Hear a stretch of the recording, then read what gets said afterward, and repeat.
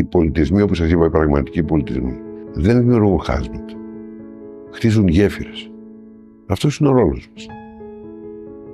Prokopis Pavlopoulos served as president of Greece from 2015 to 2020. During his presidency, he witnessed a deepening of Greece-China relations marked by frequent high-level exchanges and growing cultural and economic cooperation. In a recent interview with Xinhua, Pavlopoulos reflected on the 53 years of diplomatic ties between Greece and China, emphasizing the shared civilizational values that have sustained their friendship through changing times. Κρατάω πάντοτε εδώ στο γραφείο μου ορισμένα από τα θυμητάρια, να το πω έτσι. Είναι λοιπόν ένα βάζο, εδώ, διπλό βάζο, το οποίο το κρατάω πάντοτε μαζί μου. Σας είπα, δεν είναι η οικονομική του αξία σημαντική, αλλά είναι για μένα τεράστια, γιατί είναι σαν να έχω ένα κομμάτι της Κίνας στο γραφείο μου όταν μιλάμε. Γι' αυτό ακριβώς το έχω βάλει απέναντι από το γραφείο μου. Πώς αξιολογείτε την πορεία των σχέσεων όλα αυτά τα χρόνια και ποια ήταν η πιο αξιομνημόνευτη εμπειρία σας κατά τη διάρκεια της θητείας σας από τη συνεργασία με την Κίνα? Είμαστε δύο χώρες πολύ διαφορετικές. Μια τεράστια χώρα εδαφικά η Κίνα, εμείς μια μικρή χώρα εδαφικά. Αλλά έχουμε ένα κοινό σημείο. Κάθε μια έχει ένα μεγάλο πολιτισμό. Και μπορεί να διαφέρουν οι πολιτισμοί μας, αλλά έχουν κοινά σημεία τα οποία είναι πολύ χαρακτηριστικά. Και τα κοινά σημεία είναι ο άνθρωπος, στο επίκεντρο είναι ο άνθρωπος και ο ανθρωπισμός βεβαίως, η αλληλεγγύη, η ειρήνη και η δικαιοσύνη, και ιδίως αυτό που θα λέγαμε κοινωνική δικαιοσύνη.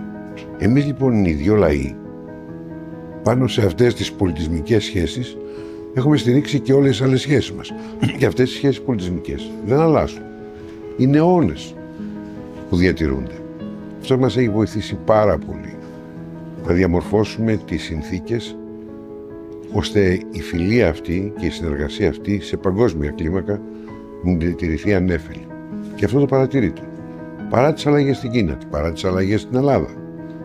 Αυτό δεν είναι διαταραχθεί. Θα έλεγε μάλιστα κανείς ότι τα τελευταία χρόνια αυτό έχει αποκτήσει άλλες διαστάσεις και νομίζω ότι οφείλεται κατά κύριο λόγο στις δύο επισκέψεις που έγιναν το 2019. Όταν εγώ πήγα το Μάιο του 2019 στο Πεκίνο, προσκεκλημένος από τον πρόεδρο Σι, και όταν ο πρόεδρος Σι ήρθε το Νοέμβριο του 2019 στην Αθήνα, ήταν δύο, κατά τη γνώμη μου, ιστορικές επισκέψεις πραγματικά. Γιατί είχαμε τότε την ευκαιρία ακριβώς να αναδείξουμε αυτό που με ρωτήσατε. Ανεξάρτητα από πρόσωπα, ανεξάρτητα από οικονομικές ή άλλες κρίσεις, η Ελλάδα και η Κίνα πορεύονται σε ένα επίπεδο συνεργασίας και διαλόγου με βάση τους πολιτισμούς τους και τις αρχές του πολιτισμού τους, για να υπηρετήσουν κοινές αξίες, κοινά ιδανικά, από διαφορετικούς δρόμους. Μπορεί να ξεκινάμε από διαφορετικούς δρόμους, αλλά συναντιόμαστε για να επιτύχουμε κοινούς στόχους. Οι πολιτισμοί, οι πραγματικοί πολιτισμοί, δημιουργούνται για να συνεργάζονται και να διαλέγουν. Δεν υπάρχει σύγκρουση των πολιτισμών. Είναι οι άνθρωποι εκείνοι οι οποίοι δημιουργούν τις συνθήκες σύγκρουσης, εκεί που θα έπρεπε να ανοίγουν δρόμους και διάβλους, κυρίως διαλόγου. Οι πολιτισμοί, όπως σας είπα, οι πραγματικοί πολιτισμοί, δεν δημιουργούν χάσματα. Χτίζουν γέφυρες. Αυτός είναι ο ρόλος μας. Και όπως σας είπα, δεν έχουμε τίποτα να χωρίσουμε σε πολλά πράγματα. Βεβαίως καθένας έχει την πολιτική του άποψη, καθένας έχει την οικονομική του βλέψη. Αλλά σε ένα σημείο πρέπει να μάθουμε ότι θα συμφωνήσουμε, αλλιώς αυτός ο πλανήτης με τον ένα ή με τον άλλο τρόπο θα περιθωριοποιηθεί, και βεβαίως κυρίως ο άνθρωπος. Και καταλαβαίνετε τα αποτελέσματα. Όχι για να χωρίζει την Ανατολή με τη Δύση, αλλά να είναι ένα όριο που δείχνει τη διαφορά σε επίπεδο πολιτισμών, αντιλήψεων, αλλά είναι ένα όριο στο οποίο απάνω πρέπει να βάλουμε μια γέφυρα και στη γέφυρα αυτή να βαδίζουμε και να επικοινωνούμε. Αυτή η γέφυρα είναι ο διάλογος των πολιτισμών. Θα ξαναπώ τούτο, το οποίο είναι χαρακτηριστικό στην Κίνα, το ξέρουν πολύ καλά. Κάνουμε πράξη το διάλογο, είμαστε οι πιο κατάλληλοι, η Ευρώπη και η Κίνα, να το κάνουμε, και εμείς οι Έλληνες, ακριβώς επειδή έχουμε και τις ιδιαίτερες σχέσεις με την Κίνα τώρα πια, πέρα και έξω από οποιασδήποτε διαφορές, ήδη κλείσαμε μισό αιώνα, εύχομαι αυτό να διαρκέσει αιώνες. Θα είναι καλό, ξέρετε, για την ανθρωπότητα. Κίνα και Ευρωπαϊκή Ένωση, λοιπόν, διαφέρουν προς τα πολιτικά του συστήματα και τις αξίες, ωστόσο οι πολιτιστικές ανταλλαγές διαρκώς αυξάνονται.